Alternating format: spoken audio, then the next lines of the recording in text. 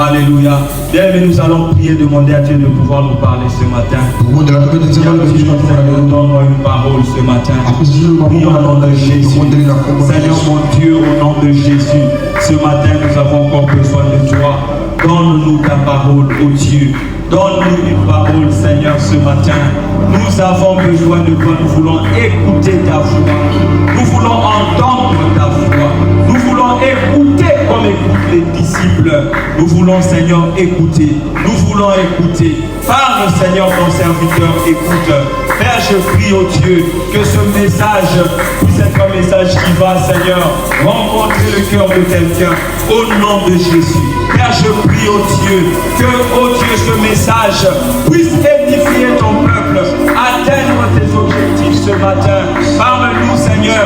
Tu as dit dans ta parole que quand ils avaient demandé, ils avaient invoqué, ils avaient crié à toi, tu avais répondu par la parole.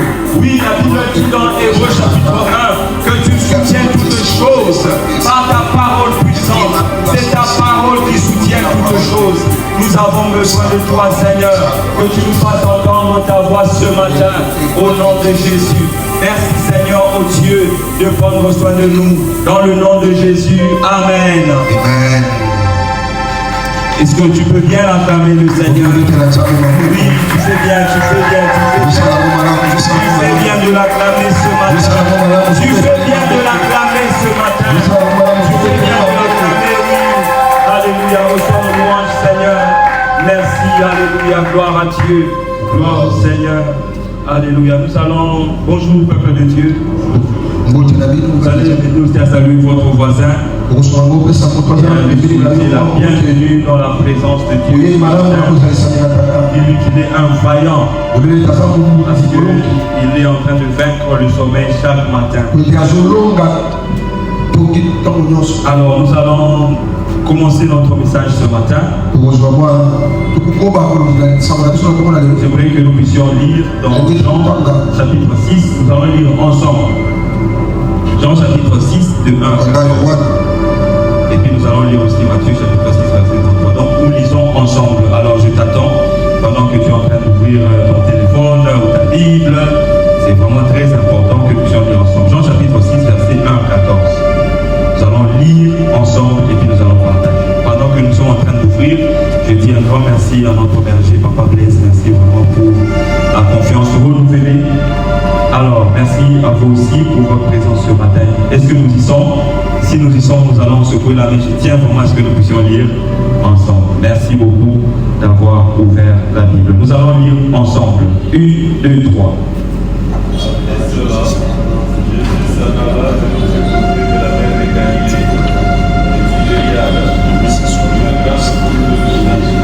Attiré par les guérisons miraculeuses dont Dieu a été. C'est pourquoi Jésus s'en alla dans la montagne et demeura là avec les disciples. On était à quelques jours de la fête juive de la Pâque. Jésus regarde autour de lui et voit une foule nombreuse venir à lui. Il demande alors à ses filles, où pourrions-nous acheter suffisamment de pain pour nourrir tout ce monde? Il lui pose seulement cette question pour voir ce qu'il va répondre, car en réalité c'est ce qu'il pense faire. Rien que pour donner à chacun un petit morceau de pain, il faudrait disposer du salaire de près d'une année de travail. Un autre disciple, André, pas de ce monde, il y a ici un petit garçon qui a 5 pains d'orge et 2 poissons. Mais qu'est-ce que cela pour tant de monde?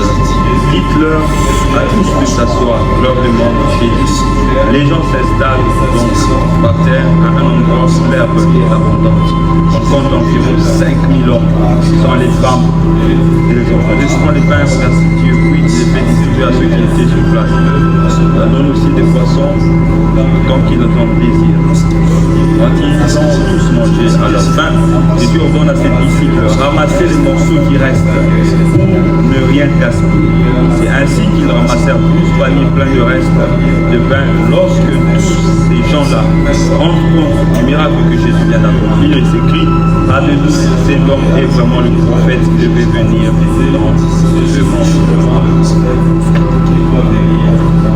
Amen. Alléluia. Est-ce qu'on peut acclamer la parole de Dieu? Voilà, merci. Alors je vais lire maintenant seul Matthieu chapitre 6, à partir du verset 33. Matthieu 6, 33.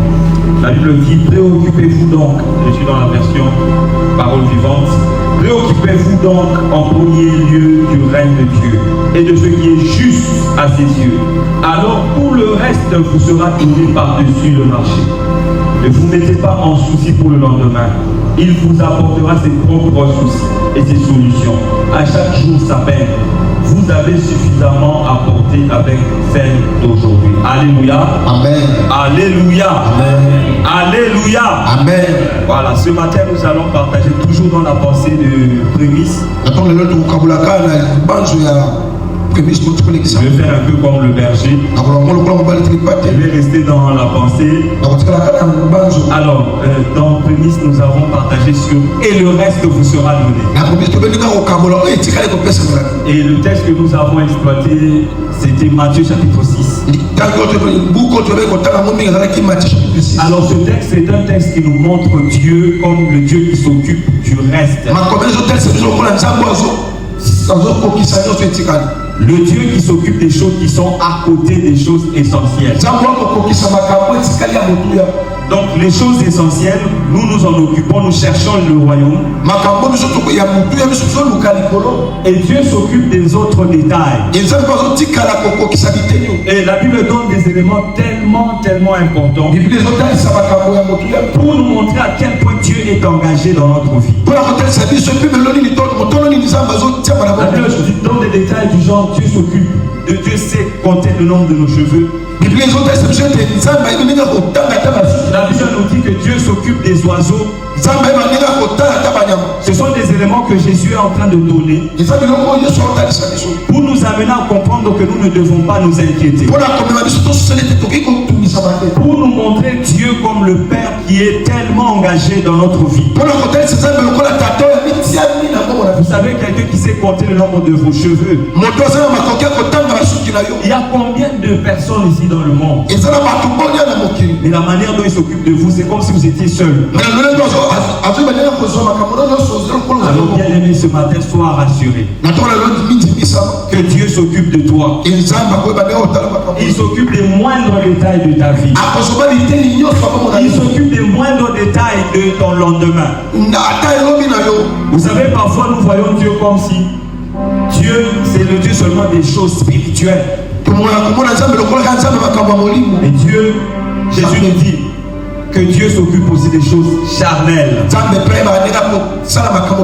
Des choses qui sont attachées à notre vie.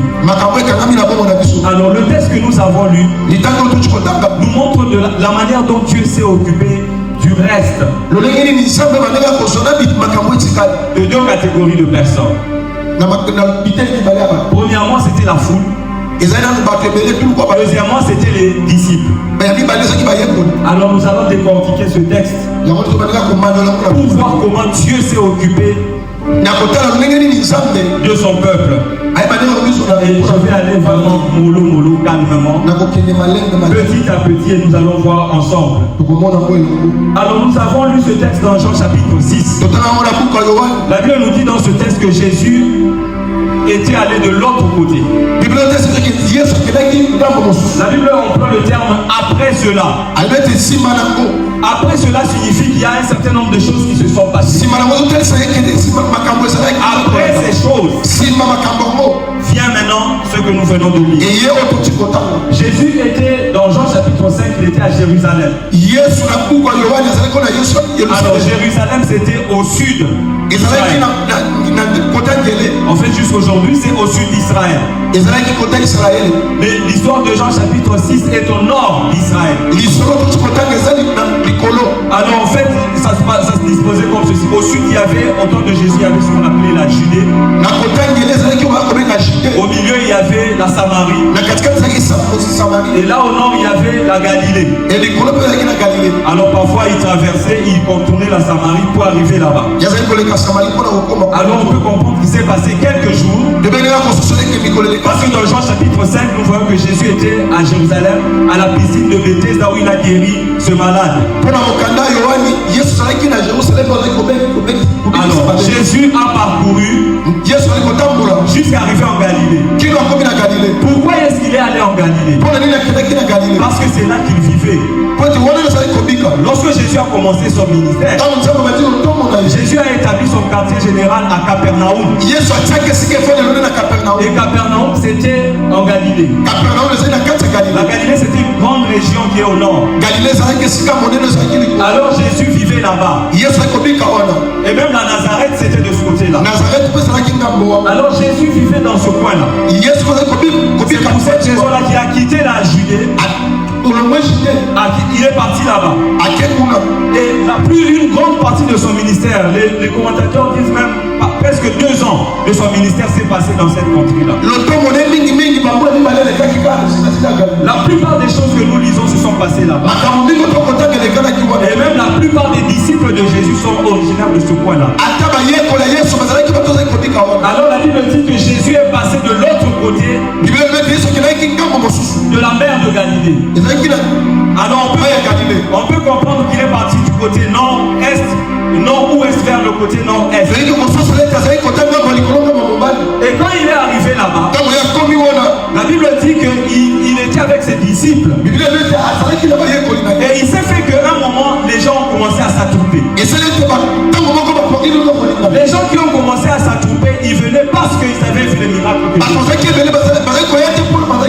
c'est le détail que la Bible nous donne dans le verset de la Bible. Une foule immense le suivit, attirée par les guérisons miraculeuses dont elle avait été témoin.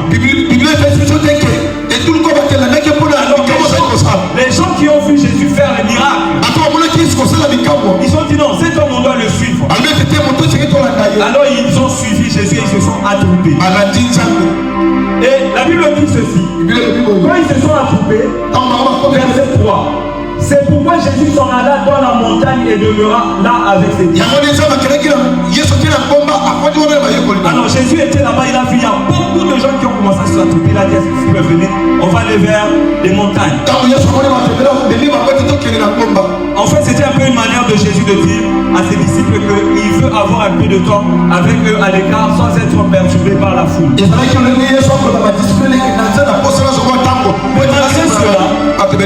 Malgré cela, la foule continuait à les gens continuaient à s'agiter. Alors, quand ils ont continué à s'agiter, Jésus a dit à ses disciples: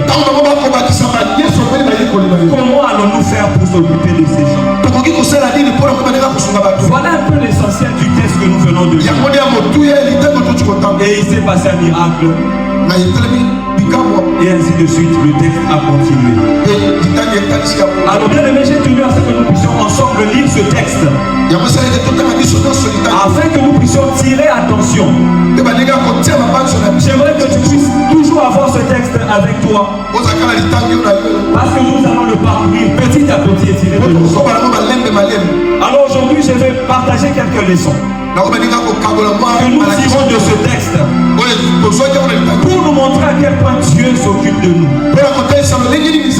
Vous savez, dans le texte que nous avons lu, on a vu que les disciples, ils étaient avec Jésus. Lorsque Jésus a voulu s'occuper de la foule, ils ont suivi Jésus et ils ont servi la foule. Mais pendant qu'ils servaient la foule, ils ne savaient pas que chacun va sortir aussi avec un panier. Parce qu'à la fin, il y avait 12 paniers qui étaient restés. Et nous avons vu comment Dieu s'est occupé de la foule. Mais en même temps, il s'est occupé aussi des disciples. Alors nous allons tirer des leçons dans ce texte. Première leçon: ce n'est pas parce que tu n'as pas encore constaté que Jésus ne prépare rien pour toi. Ce n'est pas parce que tu n'as encore rien constaté que Jésus ne prépare rien pour toi. Ce n'est pas parce que tu n'as pas encore vu que Jésus ne fait rien. Vous savez ce qui s'est passé? C'est que Jésus était avec ses disciples à l'écart. Je suis sûr que Jésus était dans les montagnes pour éviter que la foule puisse trop le presser. La abandonné. La foule pouvait dire, mais Jésus, nous sommes ici, toi tu es là, on va être mis au kara. Non, Jésus avait mis au karaté. Parce que vous savez quoi? Pendant que Jésus était avec ses disciples, Jésus a commencé à poser des questions à ses disciples. Je suis sûr que la foule n'entendait pas les questions que Jésus posait. Ce n'est pas parce que tu n'as rien entendu. Ce n'est pas parce qu'on ne t'a pas prophétisé. Ce n'est pas parce que tu n'as pas eu une vision que Jésus ne peut pas rien pour toi. Ce n'est pas parce que tu vois que rien ne se passe, rien ne bouge, que Jésus ne peut pas rien pour toi. Ce matin, j'aimerais parler à quelqu'un qui n'a reçu aucune prophétie. J'aimerais parler à quelqu'un qui n'a rien vu. Il a prié, il a jeûné, mais il a l'impression que tu as vu d'autres personnes, Dieu ne l'a pas vu. J'aimerais te dire que ce n'est pas parce que tu n'as rien vu que Jésus ne peut pas rien pour toi. Jésus est en train déjà de poser des questions à Philippe. Il pose des questions à André. Et il est en train de voir comment prendre les 5 pains et 2 poissons pour s'occuper de tout. Il y a des choses que Dieu est en train de préparer. Le temps que tu as passé en train de jeûner et prier, les choses ont déjà été déclenchées. Toi qui attends des rencontres, tu as déjà parlé à quelqu'un. Tu as déjà touché les cœurs de quelqu'un. Le temps va révéler que Jésus s'occupait réellement de toi. La foule voyait Jésus en train de s'occuper du dîner. Peut-être que tu vois comment Dieu s'occupe de ton voisin. Même ici à l'église, tu vois comment Dieu s'occupe des frères et sœurs. Mais tu as l'impression que tu penses comme si Dieu te passe. Je t'assure que Dieu va s'occuper de toi. Dieu va s'occuper de toi, bien-aimé. Sois réconforté ce matin. Prends courage. Jésus est en train de s'occuper de toi. Ce n'est pas un problème. Tu sais quoi? Les mêmes disciples dont Jésus s'occupait, ils sont revenus avec Jésus s'occuper de la foule. Ils sont venus servir la foule. Les disciples, mais c'est comme si les disciples étaient privilégiés. C'est comme s'il y a des personnes qui sont privilégiées. Ce sont ces personnes-là seulement qui sont connues. Dans la société, dans l'église, même les frères ne me connaissent pas. Après culte, ils causent seulement avec d'autres personnes, ils ne causent pas avec moi. J'assure que Dieu te connaît. Dieu te connaît. Il est en train de s'occuper de toi. Je me demande la question que Jésus pose à Philippe. Il dit, Philippe, comment on peut s'occuper de ces gens? Jésus. Toi tu penses à la fin. Nzala. Ils s'occuper de la foule. Tu penses qu'on va s'occuper de la foule? Moi je pensais que Jésus allait dire, cherchez-moi la barque ou quoi, je ne sais pas, pour que j'enseigne. Ou bien donnez-moi la loi. N'attendez la bango. Non, Jésus a dit comment on va faire pour que ces gens puissent manger. Ah Jésus, Dieu est bon, bien aimé. Il sait que tu as faim. Il a entendu. Il sait que tu es venu pour le chercher. Et il va s'occuper de toi, bien aimé. Sois fortifié ce matin. Deuxième leçon. La miséricorde de Jésus a fait que malgré la motivation problématique de la foule, leur motivation n'était pas vraiment très bien comme Dieu voulait. Mais malgré cela, Jésus s'est occupé de leur reste. À combien plus forte raison toi qui as de bonnes motivations? La foule suivait Jésus à cause des miracles. Jésus, quand il suivait Jésus, il voulait voir Jésus. Mais au fond, ils suivaient Jésus parce qu'ils avaient vu les miracles. C'est ce que la Bible nous dit. Au verset 2, je suis sûr que tu es dans ton texte. Je suis sûr que tu es dans ta Bible. Verset 2, la Bible dit: une foule immense le suivit, attirée par les guérisons miraculeuses. Il n'était pas attiré par la personne de Jésus, bien par les miracles, non, ou bien par la parole de Dieu. Ils étaient attirés par les miracles. D'ailleurs, la Bible dit que les Juifs aiment les miracles. Mais malgré cela, cela n'a pas empêché Jésus de s'occuper d'eux. À combien plus forte raison, toi, qui as de bonnes motivations, tu attends des choses de la part de Dieu. Bien-aimé, je t'assure que si Dieu s'est occupé de la faim, de la foule, Jésus va s'occuper de toi. Sois fortifié ce matin. Quand tu vas quitter l'église aujourd'hui, aborde la vie avec un nouvel espoir. Aborde la vie avec un nouvel espoir. Parce que Dieu est en train de s'occuper de toi. Dieu voit ton cœur. Les gens ne voient pas ton cœur. Mais Dieu voit. Dieu sait que tu le sers pour de bonnes motivations. Vous savez bien aimé, les gens peuvent te juger. Les gens peuvent te juger injustement. Les gens peuvent penser à ça. Il pense qu'il est qui? Il pense qu'il veut. Mais Jésus sait que tu le sers pour de vrai. Il sait, bien aimé, même si personne ne voit, Dieu sait. Jésus sait. Alors il va s'occuper de toi. S'il s'est occupé de la foule, il va s'occuper de toi. Alléluia. Amen. Alléluia. Amen. Troisième leçon. Nous allons calmement, petit à petit. La Bible dit que Jésus a posé quelques questions. Cela m'a amené à tirer une leçon là-bas. Quand Jésus te pose une question, ou quand il te donne une instruction, ce n'est pas parce qu'il ne connaît pas la réponse ou qu'il ne connaît pas la réalité. Jésus a posé la question à Philippe. Mais Philippe commence à philosopher.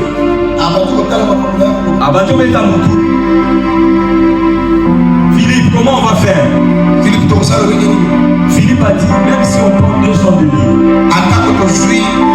les 200 deniers là, dans ma version parole vivante, on dit le salaire minimum d'un fonctionnaire pour toute une année. Si moi j'ai fait un petit calcul, je me suis dit, bon, si par exemple on paye un fonctionnaire, disons 5 $, par jour. Si on multiplie par 200, si on dit par exemple, il travaille pendant 200 jours sur les 366, et ça va nous faire une affaire de 1 000 $ environ. Alors, Philippe est en train de dire à Jésus, même si, attention, que son il m'appelle victoire à 1 000 $. Même si on achète le pain de victoire de 1 000 $, et aussi vous voyez à quel point le défi était grand. À quel point c'était grand. Alors, bien aimé, quelquefois Dieu nous pose des questions pour que nous puissions faire sortir ce qui est en nous, pour que nous puissions manifester ce qui est en nous. Vous savez ce qui était dans Philippe? Ce qui était dans Philippe, c'était impossible.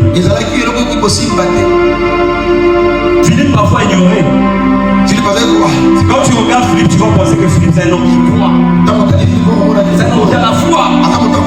Mais Jésus sait. Et Philippe, si je lui pose cette question, Philippe est limité. Même chose pour André. Quand vous entendez Philippe parler, vous allez penser que si on appelle André, c'est bon. Mais quand on appelle André, André aussi dit, mais 5 pains et 2 poissons, c'est quoi? Qu'est-ce que le souffle de vie? Qu'est-ce que le peu de choses que je connais? Bien aimé, tu ne sais pas ce que ça peut faire entre les mains de Dieu. Tu ne sais pas ce qu'une pierre peut faire. Elle peut terrasser Goliath. Lorsque Dieu te pose des questions, fais attention. Sois sage quand tu réponds. Il y a des gens à qui Dieu a posé des questions. Tu as posé la question à Adam. Il a dit, Adam, où es-tu? Adam commençait à expliquer. Tu as posé des questions à Caïn. Il a dit, Caïn, où est ton frère? Ton frère est où, Caïn?